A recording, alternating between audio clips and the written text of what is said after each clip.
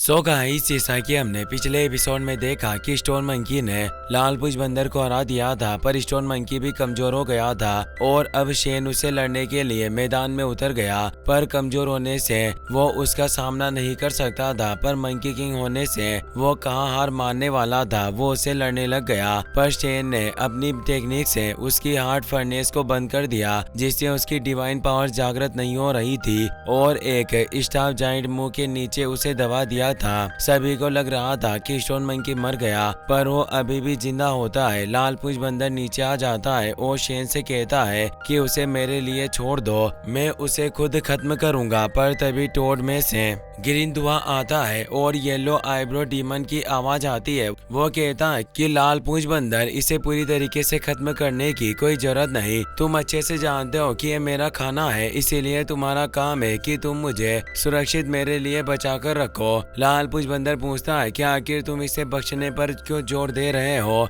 तो टोड मेंढक उसके पास आकर कहता है कि तुम अच्छी तरह से जानते हो, जब एक फल पकता है तो ही उसे खाने का मजा आता है, वैसे ही जब ये स्टोन मंकी ताकतवर होगा तभी मुझे इसे खाने में आनंद आएगा। ऐसा प्रतीत हो रहा है कि वो वक्त आ चुका है और अब वहाँ काफी तेजी से पूरे जंगल में ग्रीन स्मोक छाने लगता है। सभी मकाक इससे डरे हुए होते हैं। गोजी भी काफी डर रही थी, क्योंकि उसे एहसास हो रहा था कि सबसे पावरफुल डीमन यहाँ आ रहा है। ये काफी डेंस इविल एनर्जी होती है। इससे जियाओ लियू को भी एहसास हो जाता है कि एक काफी भयंकर दुश्मन इस तरफ आ रहा है। तभी इस तूफान के बीच में से येलो आईब्रो डीमन बाहर निकल आता है। वो कहता है कि फ्लाइंग एप माउंटेन के बंदरों, जल्दी तुम देखोगे कि जो इस पूरी जगह पर शासन करता है उसके साथ बगावत करने का क्या अंजाम होता है। और अपने साथ एक वाइट मकाक को पकड़ कर लाया होता है, जिसे वो अपने पालतू राक्षस के आगे फेंक देता है। वाइट मकाक काफी डर जाता है, पर वो बिस्ट सबके सामने उसे खा लेता है, जिससे सभी डर जाते हैं। शेन और लाल पूंछ बंदर उसे रेस्पेक्ट देते हैं। शेन बोलता है कि येलो आईब्रो डीमन, हमने आपके लिए ही ये सब किया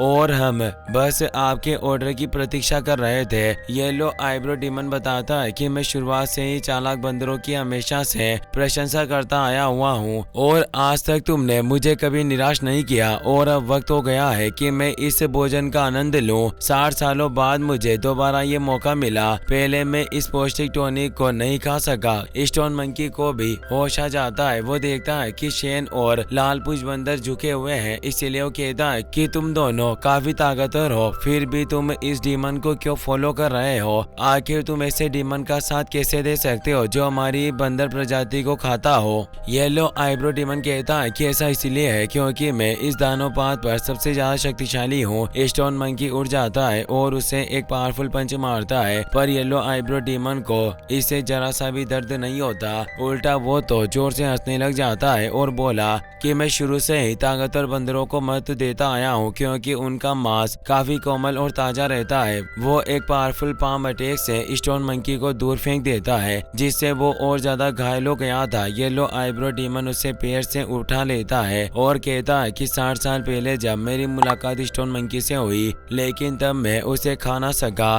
तब से मेरे जीवन में मुझे एक पछतावा रहा, लेकिन आज दोबारा मेरे पास ये अवसर आया है और वो उसे निगल लेता है। लोजी और बाकी सभी बंदर डर जाते हैं कि हमारे किंग को खा लिया गया। जियाओ लियू गुस्से में येलो आईब्रो डीमन पर अपने डेगर से हमला करती है, पर उसकी बॉडी पत्थर की तरह सख्त थी, जिससे उसके डेगर पलट गए थे और एक डेगर उल्टा जियाओ लियू को ही लग जाता है, जिससे वो घायल हो जाती है। येलो आईब्रो डीमन कहता है कि ये छोटी मोटी चालें मुझे कोई नुकसान नहीं पहुंचा सकती, जल्दबाजी करने की कोई जरूरत नहीं है। मैं कभी भी किसी बंदर को बर्बाद नहीं करता, पर एक बार जब मैं स्टोन मंकी की क्यू एनर्जी को एब्जॉर्ब कर लूं, तो फिर मैं उसे पूरी तरह पचा लूंगा। और वो अब स्टोन मंकी को बचाने के लिए उस जगह की सारी क्यू एनर्जी को एब्जॉर्ब करने लग जाता है। शेन को इससे काफी गुस्सा आता है, क्योंकि वो भी येलो आईब्रो डीमन से नफरत करता था। सारे बंदर डरे हुए थे, पर तभी शेन अपने वेपन से येलो आईब्रो डीमन के पेट पर हमला कर देता है, जिससे वो रुक जाता है। येलो आईब्रो डीमन को कुछ समझ नहीं आता और वो पूछता है कि तुम आखिर कर क्या रहे हो? क्या तुम बगावत करना चाहते हो? शेन कहता है कि येलो आईब्रो डीमन में काफी वक्त से तुम्हें खत्म करना चाहता था,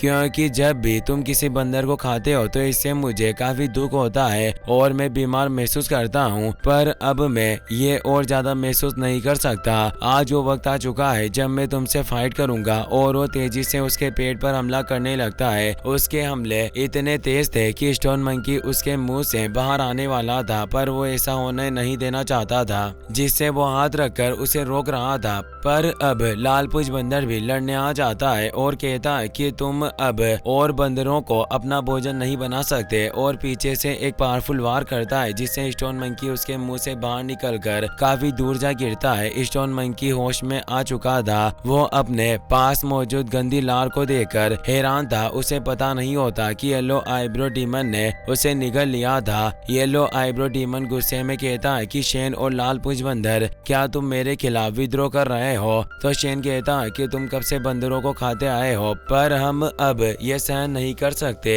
अगर तुम हमसे लड़ना चाहते हो तो तुम्हें अपना असली रूप दिखाना होगा, क्योंकि इस पल का हमने सालों से इंतजार किया है। लालपुज बंदर भी बोलता है कि फ्लाइंग एप माउंटेन में से कोई भी बंदर तुम्हारी गुलामी नहीं सहेगा। शेन एक पावरफुल अटैक करने जाता है तो येलो आईब्रो डीमन का राक्षस पेट शेन से लड़ने लग जाता है और वो उसे खाने की कोशिश कर रहा था। शेन उसे संभाल नहीं पा रहा होता, पर येलो आईब्रो डीमन खुद अपने उस डीमन के साथ शेन पर अटैक करता है, जिससे वो राक्षस दूर गिरकर बेहोश हो जाता है। और शेन भी दूर पेड़ पर आ गया था। वो लालपुज बंदर से कहता है कि हम दोनों को साथ मिलकर इस पर हमला करना होगा। लालपुज बंदर अपने आयरन स्पाइक मिस्टीरियस वेपन का इस्तेमाल करता है, जिससे वो येलो आईब्रो की पूरी बॉडी को झटका लगता है। वो उसे तेज दर्द पहुंचा रहा था और शेन को उसे मारने की बोल रहा था। येलो आईब्रो डीमन कहता है कि क्या तुम दोनों वाकई मुझे धोखा दे रहे हो? अभी भी वक्त है अपनी गलती स्वीकार कर लो और लापरवाह मत बनो। शेन गुस्से में कहता है कि मैं हर दिन तुम्हें खत्म करने का सपना देखता था, इसीलिए इस मौके को मैं गवा नहीं सकता और मैं कभी नहीं भूल सकता कि तुमने मुझसे मेरा परिवार छीना था। और अब हमें पास का सीन दिखाया जाता है जब शेन अपनी फैमिली और ब्लैक मंकी के साथ रहा करता था, पर येलो आईब्रो डीमन ने उसके कबीले पर हमला कर दिया और उसके परिवार के सभी लोगों को खत्म कर दिया, बस शेन को ही जिंदा छोड़ा। शेन पूछता है कि आखिर तुम मुझे खत्म क्यों नहीं कर रहे? तो येलो आईब्रो डीमन कहता है कि तुम डरो मत, मैं तुम्हें नहीं मारूंगा, तुम्हें बस मेरे ऑर्डर को फॉलो करना होगा। इससे न केवल तुम्हारी जान बची रहेगी, बल्कि मैं पावरफुल बनने में भी तुम्हारी मदद करूंगा। तो शेन कहता है कि तुमने मेरे सारे रिश्तेदारों को खा लिया, मेरा भी जीवन समाप्त कर दो, मैं तुम्हारा गुलाम नहीं बनना चाहता। तो येलो आईब्रो डीमन बताता है कि तुम्हारे सारे साथी काफी कमजोर थे, इसीलिए मेरे पास उन्हें खाने के अलावा और कोई रास्ता नहीं बचा। लेकिन तुम में काफी ज्यादा क्षमता है। मैं टैलेंटेड लोगों को उस वक्त ही पहचान लेता हूँ जब मैं उन्हें पहली बार देखता हूँ। शेन पूछता है कि आखिर तुम मेरे साथ क्या करोगे? तो हंसते हुए कहता है कि तुम्हारा पोषण करूंगा और तुम्हें अपने सबसे भरोसेमंद सहयोगियों में से एक बनाऊंगा। हम एक साथ मिलकर फ्लाइंग एप माउंटेन पर राज करेंगे। पर शेन उसके काले कारनामों में साथ नहीं देना चाहता था, इसीलिए वो उस पर एक पत्थर को फेंकता हुआ कहता है कि मैं तुम्हारी मदद करने के बजाय मरना पसंद करूंगा। येलो आईब्रो डीमन कहता है कि तुम्हें मेरी मदद करनी पड़ेगी जब तुम्हारी आत्मा का आधा हिस्सा मेरे पास होगा। और वो अपने पावर से उसकी आधी आत्मा को बॉडी से निकाल लेता है। यह येलो आईब्रो डीमन की आत्मा पर कब्जा करने वाली तकनीक होती है, जिससे वो उससे आधी आत्मा को एक पपेट में कैद कर लेता है और उसे अपने पेट में रख लेता है। इस प्रोसेस से शेन बेहोश हो गया था। येलो आईब्रो डीमन कहता है कि इस दिन से ही तुम्हारी जीवन और मौत मेरे हाथों में होगी, इसीलिए अब तुम्हें मेरी सेवा करनी होगी, जिसके लिए तुम्हें काफी स्ट्रॉन्ग बनना होगा। तभी हम पास पड़े हुए लालपुज बंदर को देखते हैं, क्योंकि उसके परिवार के साथ भी ऐसा ही हुआ था। फिर हमें कुछ दिनों के बाद का सीन दिखाया जाता है जब शेन येलो आईब्रो डीमन के पैलेस में रहने लग गया था। एक दिन जब वो उसके कमरे में गया तो वहाँ येलो आईब्रो डीमन मौजूद नहीं था, पर वहाँ एक बेड़ियों में कैद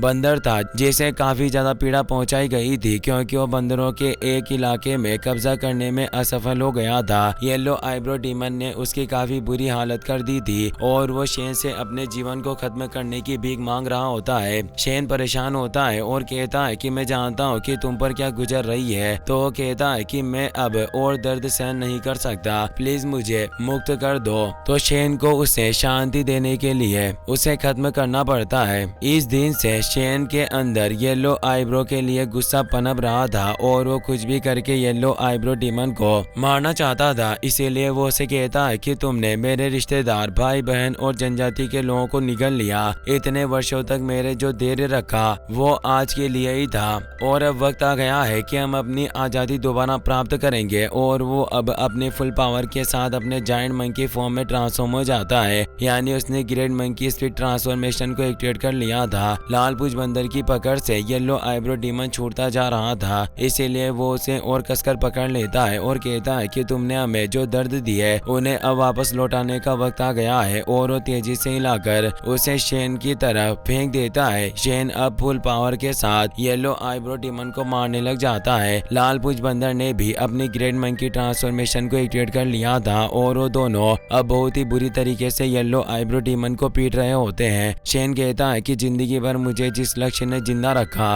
वो यही था कि मैं तुम्हारा खात्मा करूं, और वो अपने स्विफ्ट थंडर मुंह से येलो आईब्रो डीमन पर विनाशकारी हमला करता है, जिससे पूरे जंगल में गोल्डन एनर्जी फैल जाती है और येलो आईब्रो डीमन खत्म हो चुका था, जिससे लाल पूंछ बंदर काफी खुश हुआ और बाकी सभी बंदर भी काफी खुश थे कि येलो आईब्रो डीमन हमेशा के लिए चला गया। सभी खुशी से झूमने लग गए थे। स्टोन मंकी भी शेन की स्टाफ स्किल से इम्प्रेस हो गया था। गोजी और जियाओ लियो से संभालने के लिए उसके पास आते हैं और बताते हैं कि तुम्हें येलो आईब्रो डीमन ने निगल लिया था। सौभाग्य से वक्त रहते तुम्हें शेन और लाल पूंछ बंदर ने बाहर निकाल दिया। स्टोन मंकी चौंक जाता है और उसे समझ आ जाता है कि वो इतना ज्यादा गंदा कैसे हो गया था। वो कहता है कि मुझे ज्यादा चोट तो नहीं आई पर कमजोरी महसूस हो रही है। जियाओ लियो कहती है कि तुम्हारी सारी स्पिरिचुअल एनर्जी खत्म हो गई है, इसीलिए अब हम यहाँ और ज्यादा नहीं रुक सकते। इस मौके का फायदा उठाकर हमें अभी यहाँ से भाग निकलना चाहिए। शेन भी अब अपने नॉर्मल रूप में आ गया था, पर येलो आईब्रो डीमन की बॉडी उस जगह पर मौजूद नहीं थी, बस फटे हुए कपड़े थे, जिससे वो हैरान था कि आखिर क्या ये सिर्फ एक क्लोन था।